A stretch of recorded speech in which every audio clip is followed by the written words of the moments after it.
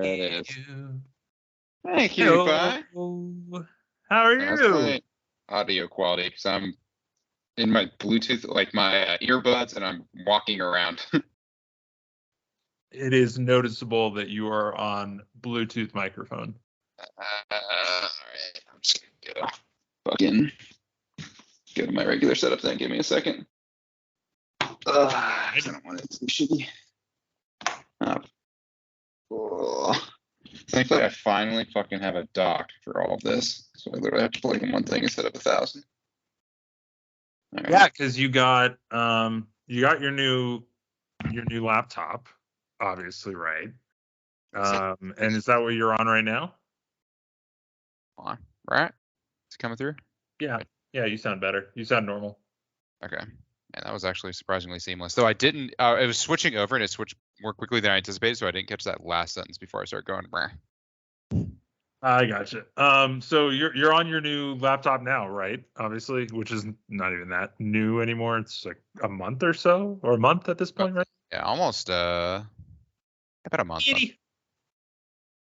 Oh, okay. Yeah, no, and I have my ambitious goal was so I one of my monitors has USB-C on it, and it has normal USB inputs. And so my ambitious goal was single USB-C cable from that monitor to personal laptop, and then switch to work laptop. Exactly. It didn't end up working out that way because it's basically that way. It's just the only exception is my other monitor I plug directly into my personal laptop with HDMI when I'm playing games specifically. It's just because like avoiding the daisy chaining actually made a surprisingly big impact on performance, it turned out. So oof. Definitely when I first started using the dock, initially I tried to do it. I can't remember what I was trying to do it with, but it was not USB-C, it was something else, and the performance was dog shit. Then I switched to USB-C and it was fine. So it still has like hang-ups every once in a while. I've definitely noticed that, but I had the exact same thing. I was like, I just want a one-plug solution for switching from, because even when I had my desktop, it was kind of annoying to switch from laptop to. Oh yeah, it was a giant pain. Yeah, like because it was painful enough, I stopped using one of my two monitors so I could just directly plug in the HDMI cable to my work laptop. And I don't need one of them. And then, yeah. So what I did was I had 4 cables. When I had my old thing, I had 4 cables. And so 2 of them were always plugged into my desktop and 2 of them were always plugged into my work computer. And so that way, like I didn't have to switch. I only had to switch the USB part, not the display. It's such a pain. Honestly, this entire thing is such a racket. Like it's so confusing. Like the idea of USB-C being a universal like physical shape is excellent.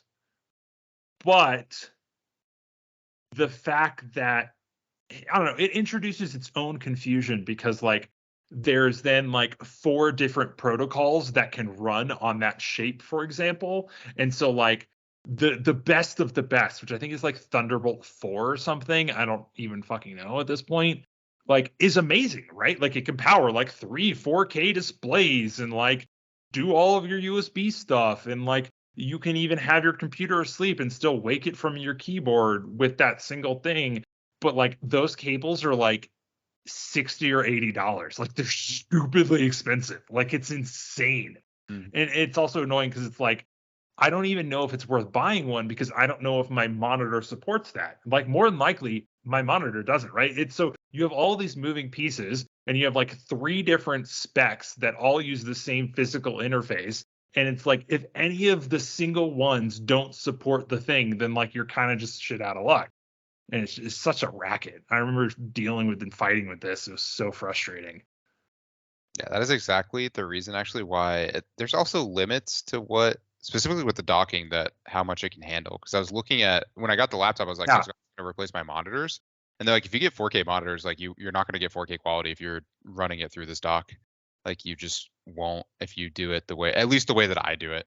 Yeah, no, and that's exactly what I was saying, right? Is like any of those pieces cannot support the latest and greatest, and it messes up the entire thing, right? Like, and yeah, no, like getting a Thunderbolt 4 cable and dock it's so stupidly expensive. Like I considered it. And I was like, it's not worth it, right? Like I would feel bad even trying to get work to pay for it. Like I probably could, but I just like it's so expensive. Like I can't justify it. Like it's absurd. Hopefully those prices come down. That was also. Anyways, you weren't. Do it is I wanted work to pay for my dock. Yeah, I mean that's the nice thing, right? Like I mean the monitor that I have that's the USB-C hub that I do use as essentially a dock was from work, right? And it was because of the whole COVID work from home thing, right? And they ship you monitors, and I was like, okay, yeah, I'll use this for my normal stuff too. A little bit dicey in that not dicey, but it was more I just realized I had a good situation.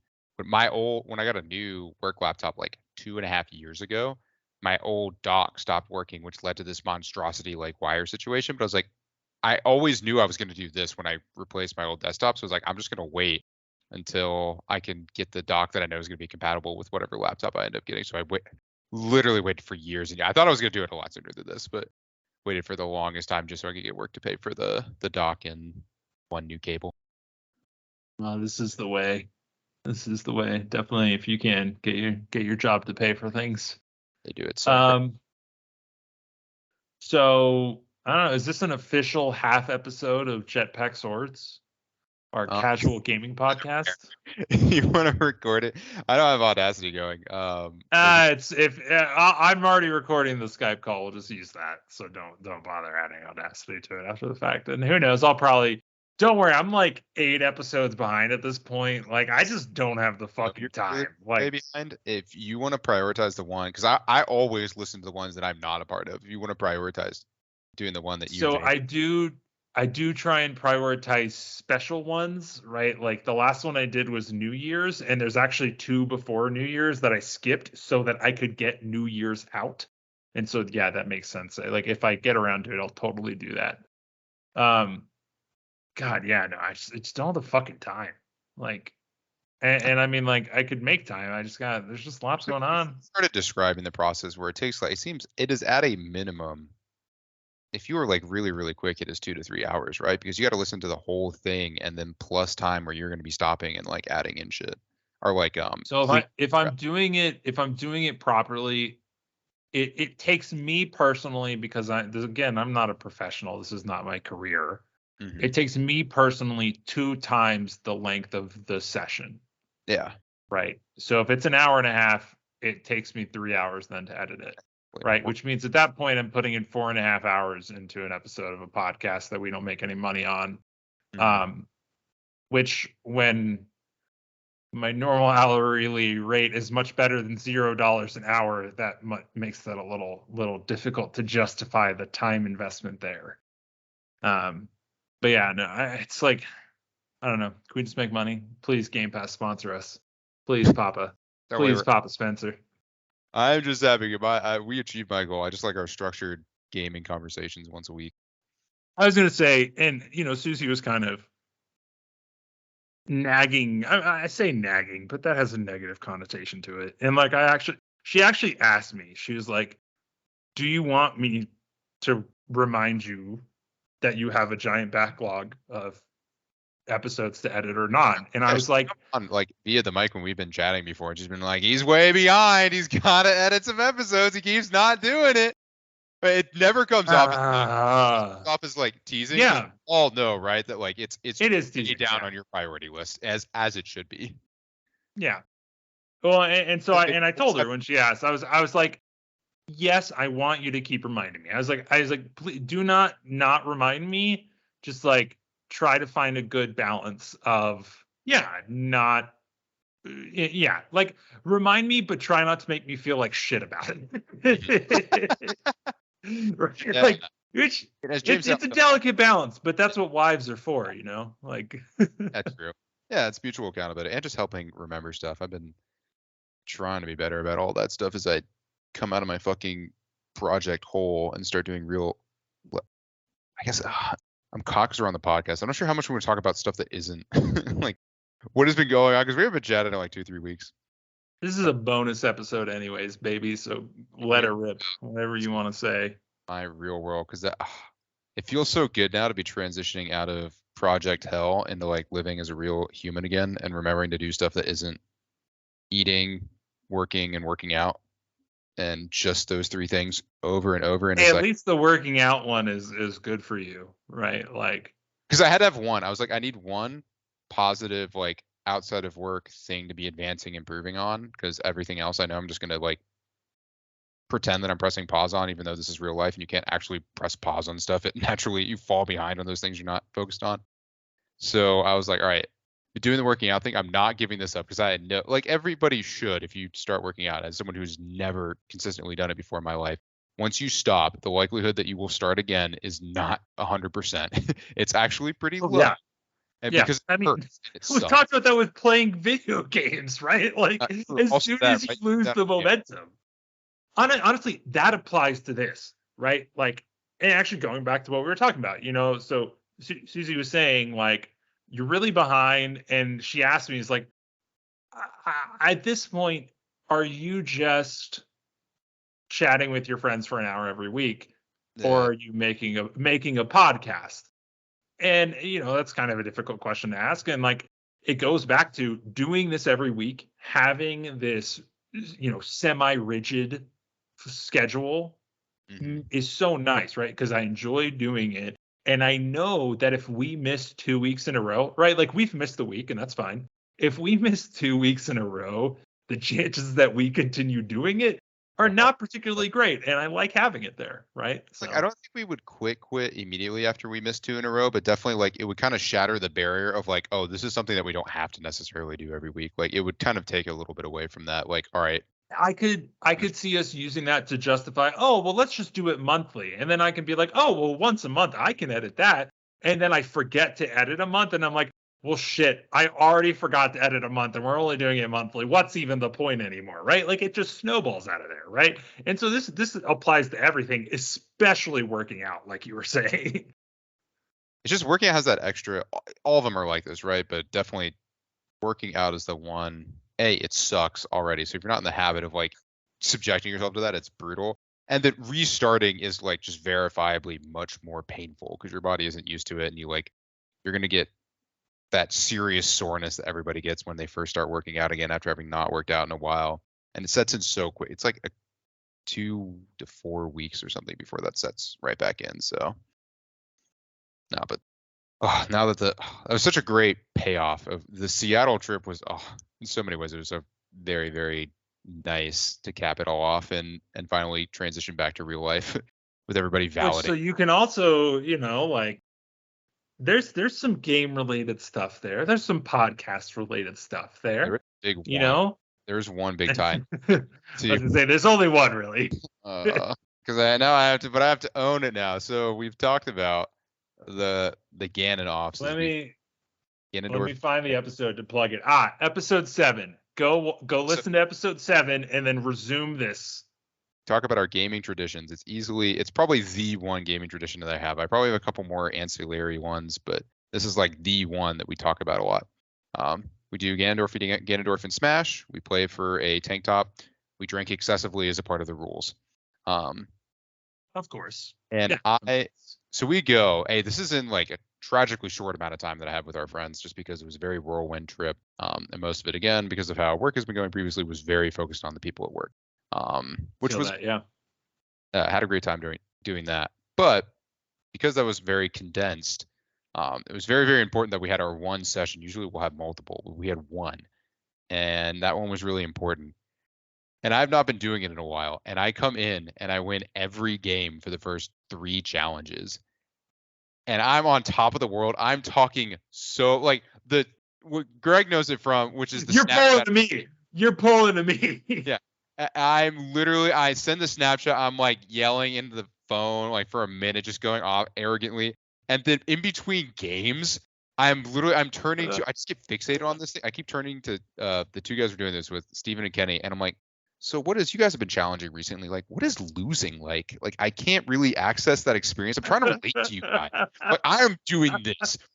And that is underselling. Like that comes off as obnoxious. That is underselling my tone and the way that I kept repeating it each time we would come into like the last, and then I just, I keep winning. And then we get to the fifth. I can't remember what I said to Steven, but it was just over the line. Like I just pushed it too far. I was just being a dick. Like it's just that where it transcends funny. It's no longer funny. I'm just being rude. And then he beats me, and I never win again.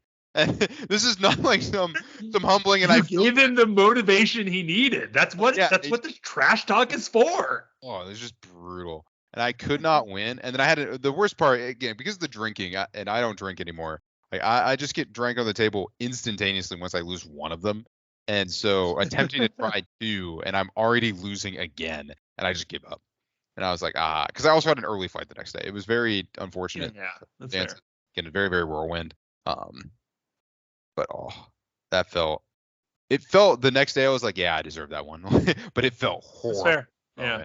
Well, no, I think I mentioned this, and I have my notes up, my episode notes. I think I mentioned this in episode 20 when we were talking about like BMing and toxicity and shit. I was like, I am pretty sure I BM our friends way more than I BM anyone else, obviously. Yeah, right? Like, absolutely. 100. Yeah. I mean, of course. Right. Like, I mean, I don't know. Sometimes I ask myself, are normal friends not this shitty to each other? Well, I think everybody says you're shitty, but I think there's a difference between like constant nagging, like negative comments. That's what I truly associate with being shitty, just being like constantly negative about stuff, and like the over the top teardowns that we will do of our friends when we notice they make a mistake. They're very clear, and you're only able to do that with immediately pick up on the tone of like, this is a joke. When you start the tone, you're like, oh, you missed that? Like, when it starts out that way. Giant doors. I just have to sit here and look at the ceiling because they're going to do this for a while, and I can't say anything about it, but I also know that they're joking, so I can't be mad. I just have to hold this. Oh my God. I mean, it is. Yeah. Watch that. But again, there's always a line, right? There's a point where it's no longer funny, and I think definitely mine, I think, wore out its welcome in that very last game, and I got the appropriate response. Oh, but it was a good time. I guess there's karma after all. But no, I get what you're talking about just a whirlwind of a trip. Like this weekend, we went home, and we flew out of here Saturday morning, and we woke up at like 3:45 to fly out, and then we had like an hour drive once we got there, and like by the time we got there it was like noon, and then we flew out Sunday night at like 9:00, and so it was just like such a fucking tight, dense trip. And then I felt bad because I realized, so it was funny. We had some friends stay at our house to watch our pets, and they're the greatest people ever. And I'm hoping I'm gonna get one of the guys on because he actually was interested in it. Like he's like, "Oh, you do podcasts?" I'm like, it's like I think it'd be fun to have him on. He's a great guy. And so they're here. They're watching our pets, and like it was funny. We're in the airport about to fly back on Sunday night. And I get a party invite from Matt on my phone, and I'm like, that's weird. I'm like, okay. And then like 15 minutes later, I get an achievement notification on my phone. And it turns out because the guy's playing The Outer Worlds on my account. And I was like, why don't you just sign into your own thing? He's like, I just want to try it on here. So I'm like, okay, I get it. And I want to sign in or whatever. It's like, that's fine. I just don't want you to lose progress. But then it just made me feel like shit because I realized the airport that we were flying out of was like, I don't know, 4 miles from Matt. And I'm like, we had time. Like I could have squeezed in, like I could have had my brother, instead of dropping us off at the airport, I could have had my brother drop us off at Matt's like an hour earlier and then like spend an hour with Matt and then had him give us a ride to the airport. And I don't know, and then I felt bad. I was like, shit. Like, but I mean, it is what it is. He understood it was a busy trip and whatever. And, but it was good to see family, right? Like to have everyone in one place, right? Because it was all immediate family, right? Like both of our immediate families in one place. You muted yourself. No, I didn't. No, you didn't. I can hear you. It's just you said something and it didn't come through. Oh, okay. Weirdly on mine it says speakers are muted. But I was gonna say how many people were actually ended up showing up.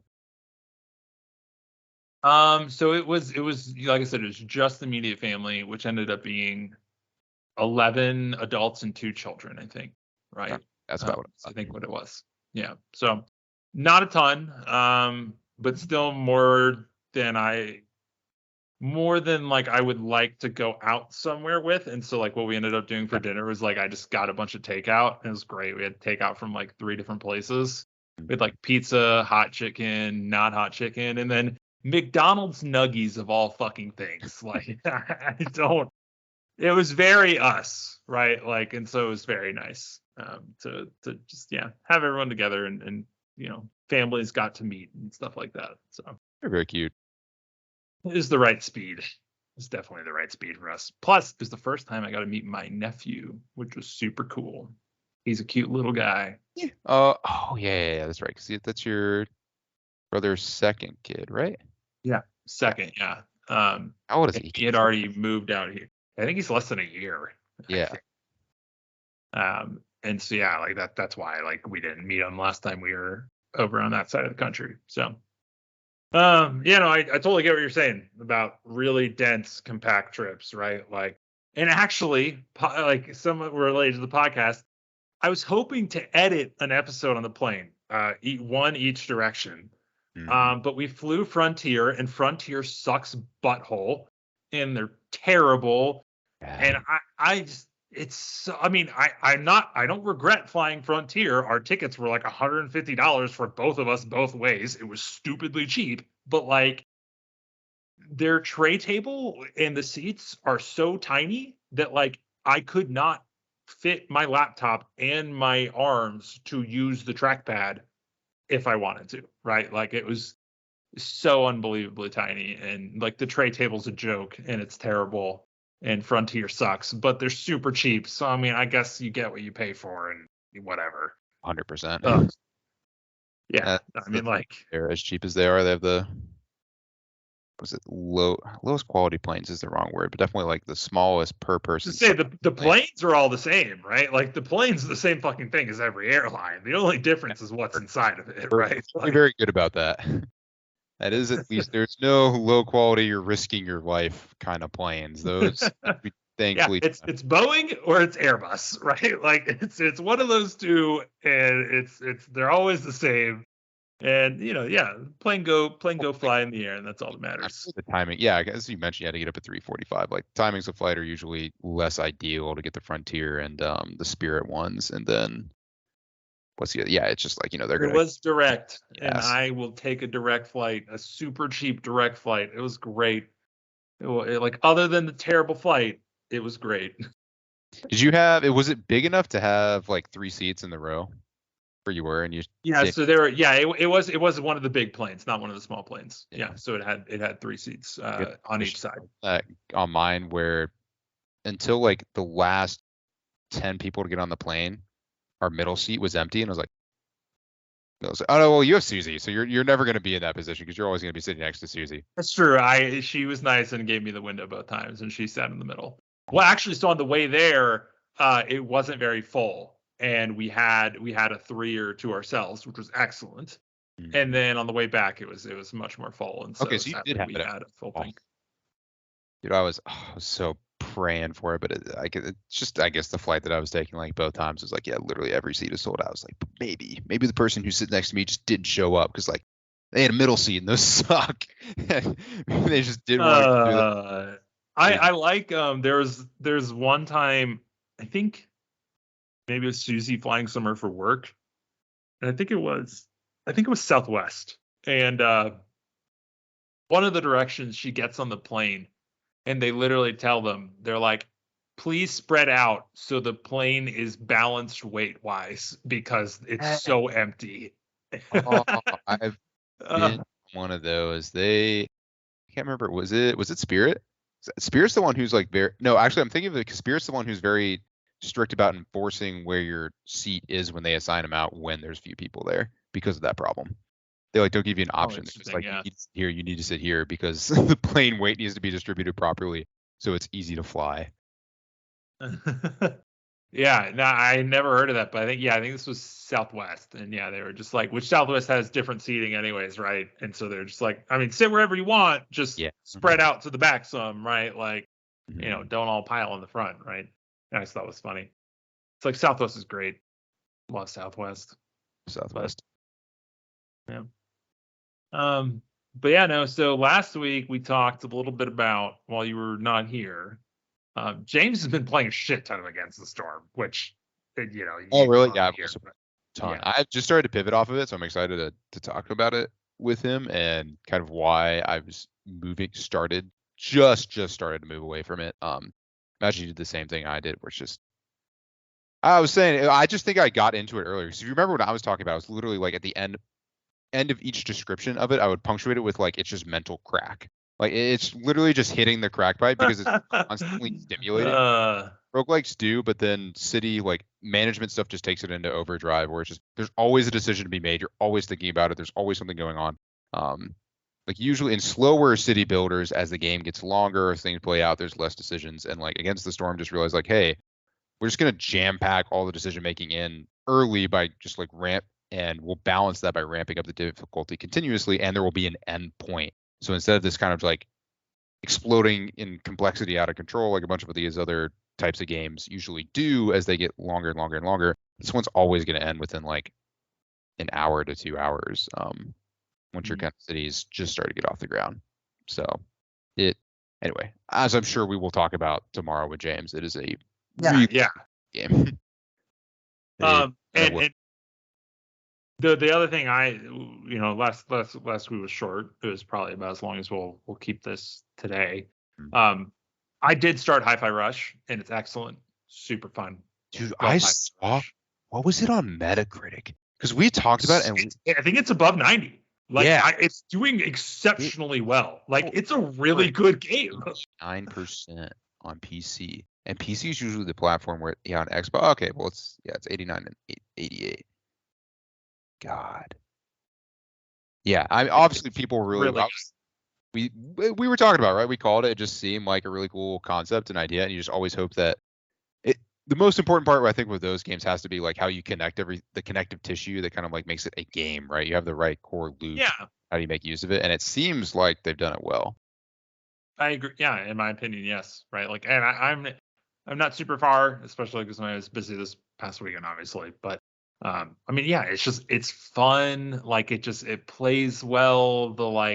The world is like the world is fun, right? It's fun and kind of quirky and like, oh haha, there's this banter between the two people. And like, I mean, it's not like a sarcastic, oh haha, there's this banter. It's like, oh no, it's kind of fun banter to listen to or whatever, right? Like, Right? Like most of the time, it's something so many people try, but a select few of games nail, and it seems like they nailed it. Like they just yeah, have the right vibes. it's really good. I like again for a surprise shadow drop from a studio that's never made a game kind of like this before. It's really good. It's It's as crazy great as that it could it be. was scored the way it was released. Like zero hype whatsoever. Just, hey, this game is out now. You can have it. Apparently, I saw something that said the reason they did it is I think maybe it was going to come out later and they were maybe going to announce it but not release it when they did. But basically, like they did like internal play testing. So like it was a studio that's part of Bethesda, but it's not normal Bethesda Softworks, right? I can't remember. I'm so upset. It's the people who made The Evil Within. I can't remember the name of the studio, which is doing them injustice. But you know, they started doing play tests at broader Bethesda, is my understanding, and apparently it went so well that yeah, they decided to basically just launch it. I think early, right? Like do a shadow launch early. Um, and yeah, it's so good. Just capitalize it. Hey, it's good. Let's not over engineer it. Put it out there. If people like it, then just use Yeah. those resources to make DLC or a whole new second game. Yeah, dude, they could. I mean, I don't know how it ends, but they Definitely. could totally make. Like, Yeah. I would totally play a second one, right? It feels like it's kind of interesting. I feel like there are games that like you can make two of, but not three, and I feel like this is one of those games. You could easily make a second one. I feel like if you tried to make a third one, the novelty of it probably would have worn off by then. Right. And it's not to say that it's not good and that you need the novelty to enjoy it, right? Like it would still be good. It'd still be fun. It's just like, it'd be slightly less so, right? Like I think most movies work well in trilogies, which is where that concept really came from books, but like they really established. Yeah. They like, it's, hey, this really works for movies. But I think by and large, games with an initial game and a sequel work way, way better than trilogies or even longer that some game series will try and do. Like I usually, Yeah. I had the exact same thought about God of War. Like I was like, at first I thought, oh, they're gonna rush it. Why are they doing it in 2 games? I was like, no, they did the same formula, 3rd game. Like I would still play it for the story because I like it. Oh but yeah, like, it would still be fantastic, but it loses a little bit of magic, right? Yeah. Like so. Whereas I feel like the second time, like when you do it number 2, you can not lose any magic between 1 and 2 because you can you can improve on the things that were done wrong with 1. Expand just that little bit more to give them what they were looking for, plus a cookie. Exactly. And set. Yeah. Exactly. Right. Like, and it's kind of funny. Like you can kind of see this in like not quite exactly the same way, but like the Forza Horizon series, like Forza Horizon 5, the most recent one, fantastic game, phenomenal, beautiful scenery, beautiful setting, beautiful cars, it runs beautifully. It's fantastic. It's just an all-around great game. People objectively don't like it as much as 3 and 4 because it's lost a little bit of the magic, right? Mm-hmm. Like they've done the exact same thing so well. Like specifically 3, right? Like 3 was the point of like, holy shit, this is the game, right? Like they've nailed it on 3. And then they did 4 and they added like seasons and stuff, I think, in 4. And it's like, oh hell yeah, that's great. Mm-hmm. And they do the same thing in 5. And it's just like it's great. It's fantastic. But like I don't know. It loses its magic, right? Like you can only have so much of it. And so yeah, like I feel like I would love Hi-Fi Rush 2. I highly doubt I would like Hi-Fi Rush 3 is my personal opinion. So who knows? It's kind of interesting. While James is not here though, we should talk about the game that I'm going to go play in 4 minutes. The Trading Post feels like a very you thing. Have you seen the Trading Post? Oh yeah, I speed ran it like the day it came out. That was the end of my WoW sub. It was actually, I'm glad we can talk. My time with Dragonflight has come to a very tied up end because I just straight up was not playing it for a long time. But I got close because I grinded the ever living shit out of it when it came out with all the reps, and I was like, okay, I'll just finish out the reps because I would get on Tuesday and play. Oh shit! You finished all of them? Oh my god, it's beautiful. I guess that makes sense because they did all the stuff for alts, right? So now that you have all those reps, the alts are so easy at this point, right? Is my understanding. Yeah. And like I think they like gave you it's that and the like Sparks of Ingenuity quest line. Like I think if you've completed that on your main, you're basically like get free Sparks of Ingenuity on your alts or something.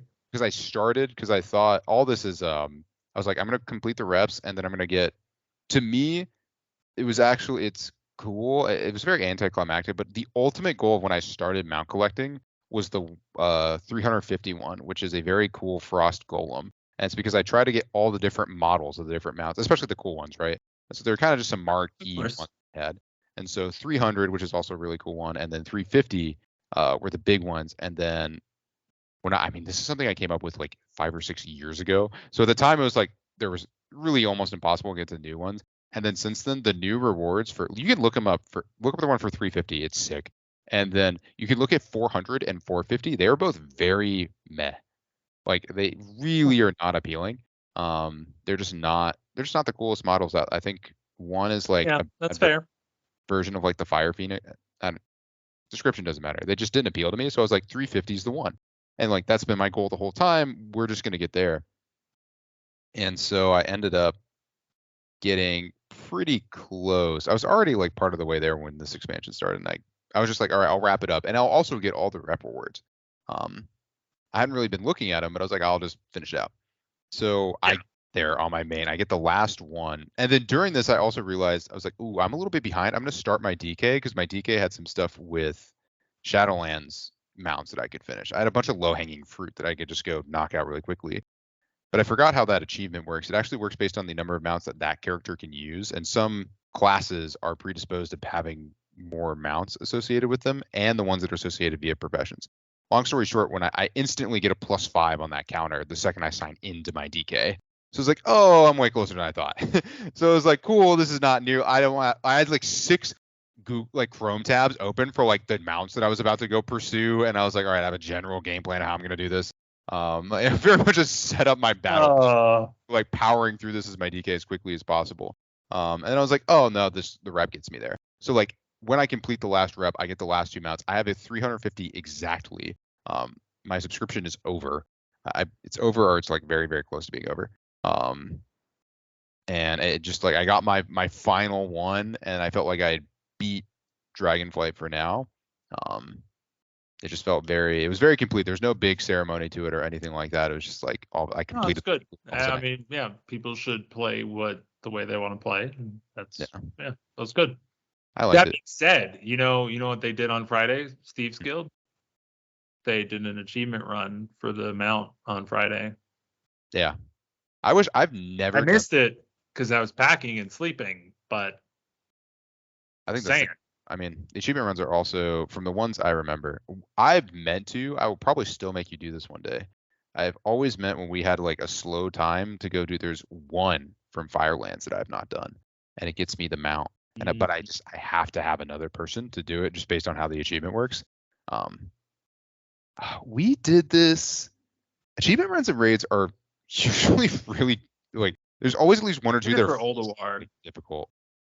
I remember we did it for, I did not do it with you, but I did this for Fire. It with the people for Ulduar. I remember that for sure because it was the rusted proto. It was the rusted when it wasn't current content. Yeah, when it's current content, and that you just like kind of annihilate it, right? You just have to set it up. Sometimes it's annoying, but like when it's current content, when I did it for Firelands, and then just looking at the criteria, I mostly think of Shadowlands. I think it's Shadowlands we considered doing it at one point. There's some that are really obtuse and difficult. Like they require like 4 different people to like very precisely time some stuff. Oh yeah. No, I mean there's I was talking to Steve and he said one of them for this is like you have to get knocked off a platform by a boss, collect an orb that's flying in the air, and then somehow make it back to the platform. I'm just like, that are like incredibly difficult to go find. And like not only is that difficult, someone had to figure that out. Someone had to like figure out how to go click. Sometimes there's one for the first raid of Shadowlands where it's like, go pick these 3 items, and they're like behind a pillar, and they're like 3 pixels that you have to click. And it was like actually doing a couple of them was not the worst thing in the world, but like figuring them out is just really, really annoying.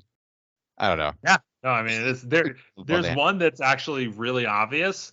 And it's funny. So there's a boss where there's lava, and if you fish in the lava, that's how you trigger the achievement for that boss, because it spawns an extra boss. Instead of fighting 4 people, you fight 4 plus a frog, I think.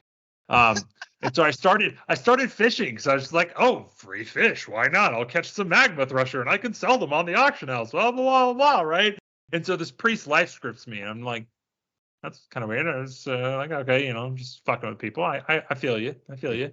Go back to fish again. He kicks me out of the raid. And I'm like, the fuck? I'm like, why'd you do that?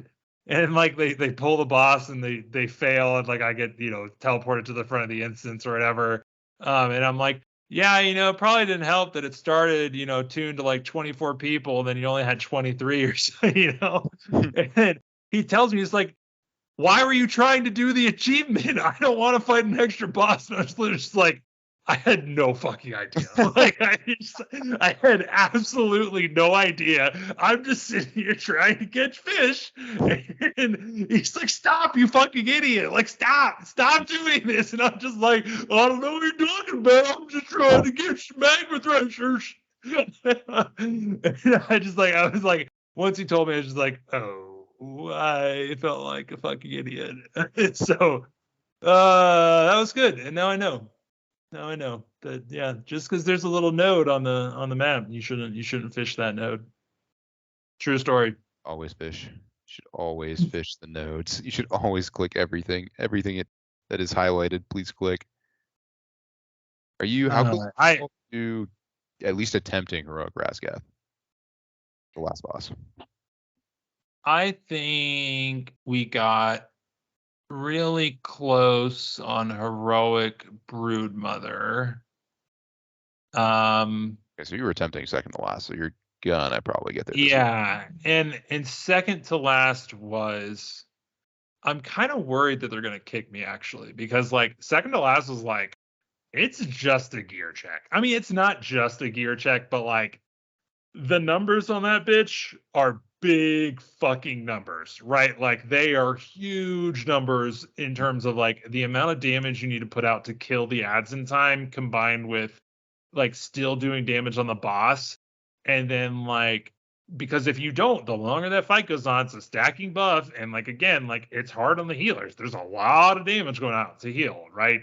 It's just like the fight on normal is such a joke at this point, because the mechanics aren't really that complicated at all. And on heroic, it's just like the raw numbers of it are insane.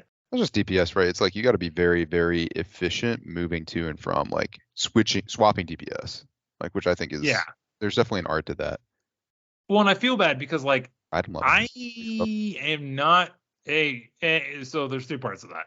I feel like Death Knights are not particularly great on that fight, right? Like either on staying on the boss or on chasing the literally ads. The worst. Well, so it's not even just that. It's I can't do AoE on the ads because like the way I have to do AoE on the ads is I have to put down Death and Decay, and then I have to put stacks of wound on them, and then I have to pop the stacks of wound while they're in Death and Decay so it spreads. What were you saying? You should. There's a different way to do that. I would just probably save your cooldowns for that because you have the best AoE cooldowns. At least there is. Here's the problem though. Is so there's like it ends up being like 2 big ads or something and like 2 little ads. And the problem is by the time I have enough wounds on them that it's worth spreading and popping, the little ads are basically dead. Right? Like and the big ads last forever. And so like I can't actually do good AoE damage because I do have a little bit of ramp up, right? And that little bit of ramp up is too much. What? At least in comparison to other classes, like the probably 4 global cooldowns before you start using your abilities that hit everybody that you have to use is a lot. That is a bunch of global cooldowns when other people like instant pop a cooldown that boosts 30%. Yeah, they just like they just pop Icy Veins and Blizzard or some shit, or like Icy Veins, Frozen Orb, and Blizzard, right? And you're doing damage to all the ads right off the bat, right? Like I don't know, or like multi-shot or something, like. Whereas I have that little tiny bit of ramp up, which normally isn't a big deal, but it's just because then the small ads die before I can like actually truly capitalize on it. And so like can't do shit there. And then the boss, I don't know, like if I'm fine on the boss, but it's nothing special. And then the bigger issue is I only play on raid nights. And so yes, my item level is in the bottom of this raid group at this point, right? Yeah, sure. I mean, they already had a couple high ones, and if they had other people consistently play, that just I bet because of how the rep works, which would be my other recommendation for a path, but there's no way I assume you're not close to maxing any of them. Yeah, I don't play enough. That's the problem, right? Like, yeah. So because you get like a thing, it's probably the nicest catch up they've offered through Reputation before, because they've always been like, we're going to give you, as they do now, a piece of gear that by the time you get to that rep level, even if you're a total rep grinder, it is probably no longer useful to you if you actually play Mythic Plus and raid. But at the very end of reps now, they give you one of the crafting upgrade things, upgrade reagents. Oh, okay. Yeah. So that combined with if you're doing the tier quest to get the Sparks of Ingenuity, you can craft the really high level epic crafting pieces with what you're talking about there too. And so like between the Sparks of Ingenuity and that, you can craft really high pieces, and then they have the system to convert it into tier pieces. No, I mean like it's easier than ever to like maintain gear, and it's great, it's fantastic. But the thing is like raids take 6 hours. Yeah, raid takes 3 hours a night, 2 nights a week, and like it's enough that like I don't want to play the day before and I don't want to play the day after. And so because it's Wednesday and Friday, that means I don't want to play Tuesday, Wednesday, Thursday, Friday, or Saturday, which literally only leaves essentially Sunday or Monday for me to play and do non-raid things in a way, right? And it's just I mean, I could play more. It's just, again, there's a lot of shit going on. I got podcasts to edit. And you got other games to play, which is what Dragonflight's good at. This is where they're kind of hitting their conundrum, right? Like, it's very easy to pop in, pop out, and play, but now everybody's at different stages of progression. So your ability to find a group that is at your same stage. I mean, I'm playing 20 to 24 hours a week of WoW, or sorry, not a week, 20 to 24 hours a month of WoW for $15 a month, and like we've talked about, if $1 a month is your goal, then like even only rating, still hitting that goal, right? Like, so it's great. I'm still having fun doing it. Thinking of, since I imagine I've done the 80-ish% of playing Dragonflight that I was going to play, I definitely think it was worth it. I had the most reluctance coming into this. I was always going to buy it, but I was like, I'm not sure it's going to be worth it this time around. Like, I'm not sure how good it's going to be. It was definitely very, very good. It was very good. The very end, I don't know, they just mastered, again, that balance we were talking about. How are you complaining about the end? You just got the trading post. Like, they literally introduced the system solely to give you mounts. So it was, but if you look, I mean, I haven't looked. Like I said, I don't play, which I blame. I gotta launch the game actually while I'm talking about it. I mean, yeah, like I haven't actually looked at the trading post. It is definitely a good system. You will very naturally like play if you just go click it once, you will get everything. This is the site, nobody else can see this. This is the site I use to track the mounts that you have for different expansions. Okay, yeah. SimpleArmory.com, by the way, for anyone who plays WoW and is interested. If you find yourself using this, you're too far gone. Please stop. Please save yourself. It is not worth grinding. No, play what you want to play, motherfuckers. If you want to play this way, play this way. So anyway, I just want to start here. Just visually look at the sections, right? Done by expansion names. This is about where they really opened up. Mists was when they really started to do mounts. Okay. I started to get into it, as you can see. Draenor had a bunch, yeah. There's a ton. So 2 rows, very full. Legion 3, they really started to get crazy in Legion. Easily the most crazy was BFA and Shadowlands. Well, because they had all the island expeditions, right? Like island expeditions down here, Assault, Warfront. Oh, wow. Rare. Oh, wow, it's a lot in Warfronts. Massive amount of achievements. Vendors, these were the ones that were really expensive. And then Shadowlands goes. Oh my god. And like you have all the covenants, yeah, okay, that's fair. What I'm going to talk covenants, they have a shit ton of whatevers. For extra zones is just, where's the fucking Kyrian ones? Or not the Kyrian. No, not Karthus. Oh, what was that zone called? Korthia. Anyway, they're just mixed in here. I wish they were separated, but there's probably like this bottom line was a patch, and then maybe half of one of these lines. And what we're looking at, y'all, is like there's 6 very full lines of, it's got to be 100 mounts, like close to in Shadowlands. Yeah, that's a lot. Man. And this is Dragonflight. This is everything.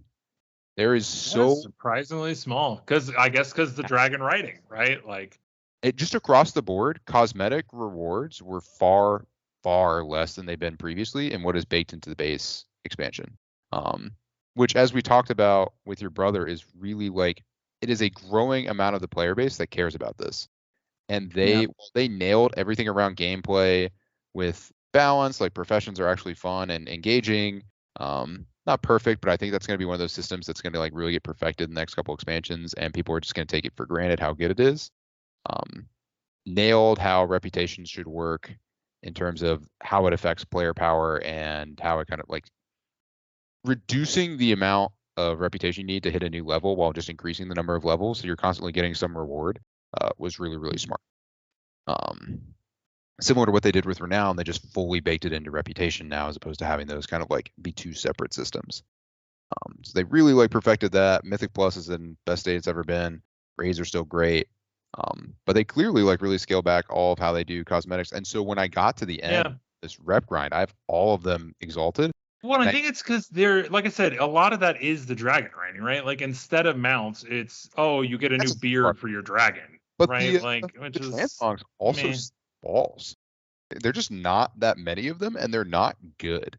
Like, look at the 4 different plate sets that you could get for, and admittedly, plate is always spoiled, But if you look at the 4 different plate sets you can get for Shadowlands for the different covenants versus what you can get for the reputation. Sure, yeah. I mean, the covenants gave a lot of opportunity for these things. And they were kind of like gear specific, whereas now they're generic ones that anyone can get, and all of them, like the Tuskar ones, are just bad. Like the Maruk ones are very lackluster. Really, the only ones that are particularly impressive are the Valdrakken ones. It's just definitely a lot less. You can clearly tell they took a step away from some of the cosmetic stuff and definitely baking that in as the reward system in favor of other stuff. So that was my one. Admittedly, that's something I literally did not think of until the very end when I maxed my reps and I was like, all right, hey, I really did this expansion. Let's go get my rewards so people can see in future expansions and be like, where did that come from? And I'd be like, got to put in like 300 hours to get that, so you're not getting it. I love that's fair. My favorite I ones. think about that, yeah. The Legion ones. Oh, when people see one of my Paragon reputation one, I'm still sharing, right? Oh, look at this. Yeah. This is revolting. Oh, You should never ever have this, but I have it. Oh, that was the best. I love showing those off, and they're only like 2 cool ones in that group of 8. But I don't know. That was my one complaint. I think they really nailed Dragonflight. I think, and they got a lot of positive feedback. They've been also way quicker. People would complain about this for expansion and expansions. It felt like the first one where people would put out some really common sense changes that would get a lot of traction on Reddit. Reddit would pick like their top 3, right? They always have their couple issues they're really fixated on. And for the first time, it's waiting for months and months for like certain classes to get fixed or certain mechanics to get fixed. Blizzard just fixed them like very, very quickly as opposed to how they would do it previously. So it just seems like there's been clearly a change and all of them have been positive. We'll have to see if that persists across another expansion. But if they just kind of take the lessons learned here and then insert it into what's the word here? I think there's just a little more plot investment would be good. As much as people just railed on the stories of Shadowlands and BFA, like there's a lot to talk about with the story of Shadowlands and BFA that really made you feel invested in the raids and stuff like that, in a way that Dragonflight clearly wasn't trying to from the very beginning. Like they really wanted to de-emphasize story, I think, in part because of how polarizing the story had been to that point. And I think there's the opportunity for them to just like write themselves out of the hole that they've gotten in, i.e. focus on some different characters and really do something good along with the systems they've already kind of perfected. I don't think they have to do a whole lot new in the next expansion besides maybe add a new class. That was my other complaint. I would love to transmog on the class I played. I'm never playing Evoker again. It's a really, really fun class to play. I will not play it. That is sad. That is sad that you don't have good transmog on it. Yeah. It's unfortunate. I'm sure they'll fix it. I guess you'll just have to play ESO with me and we can try the new class. Have you played it yet? I haven't yet. I do plan on it. Like it's just been busy. Right. It'll probably be once. No. Here's the plan. I suspect once, but I suspect I'll beat Hi-Fi Rush at about the same time that I get ahead of the curve, and at that point, I think I'll pick up Elder Scrolls Online. That's kind of my thought. Actually, you would hate that game. You'd hate it so much. But I would love for you to try. I wish it was on Game Pass so you could try it for free. Which game? Sorry. Against the Storm, the one James. Yeah. Well, I don't know if I'd hate it. I'd just most likely hate it. You know. Sure. I don't know. I have no idea. If you play, it's one of those games I would recommend if you have like played enough city builders / management sims before, where you need a little extra spice for them to be interesting. It is perfect for that. If you've like never played those kind of games, it's going to be like, all right, we're going to throw 8 million mechanics at you. Figure it out now. People are dying. It is very fun in that way. Again, we'll talk about it with James, but I had this bizarre experience where I did it and then I was like, that was fun, but I want to go try it another one. And I picked up one of the slow paced ones that's very, very chill and is all about like its aesthetics and some of the AI that they built into it. And I was like, man, this is boring. I instantly wanted to go back. That is a interesting thing that I think would be interesting to talk about. That gave me an idea for an interesting thing to maybe talk about tomorrow. We've kind of already touched on this actually. Like we're just precursors. We're just, we just talk about everything. We know the future, right? We've talked about AI in games. And it's interesting because obviously these past few weeks, ChatGPT has been blowing up My the God. news. I cannot wait. I think we are 6 months away from someone making a text adventure where you're playing against ChatGPT or some equivalent large language model, right? Like we are close to someone making a text adventure where you play against ChatGPT. Oh, Like it is coming. You see, and then like using it to write dialogue in indie games also coming very soon. Like it's pretty close. AI generated stories are so very near, or at least AI mainly generated stories and then curated by a human hand. Oh yeah, absolutely. It's trash, right? But you edit it, right? But like, like good. it's They are doing it's coming. The AI Seinfeld that people are running right now. It got shut down. I did see that too. I just saw like a couple clips. There's some where it's just genuinely really funny. And you know what this is? This is the monkeys at a typewriter. Now it's AIs at a typewriter, right? Yeah. Like, for those who don't know what I'm talking about, it's the classic saying of like, if you have 1 million monkeys typing at typewriters for 1 million years, then eventually one of them will spit out the entire works of Shakespeare or whatever, right? You have 1,000 AIs spitting out thousands of, hours of garbage, and occasionally you're going to have some gold in there, right? Like, and so I don't know. It's definitely carried enough. I don't know. People seem to think it was pretty good. Obviously, it's going to have some really awkward transitions and stuff like that, but it was good enough where it was holding an audience for a while, and people won't just sit there and watch gibberish. Yeah. I don't know. Yeah, so I don't know. It might be worth talking about tomorrow. I am going to hop off. Yeah, sorry. It's already long. This is longer than it's supposed to be. It was much longer. Yeah, sorry. And you're late for raid at this point. They haven't started yet, which is interesting. So yeah, I don't know what's going on. They're at the raid though. So I think we're about to start. Anyways, yeah. I will sounds like talk to you tomorrow. See ya. All right, talk to you then. Peace. Enjoy the raid.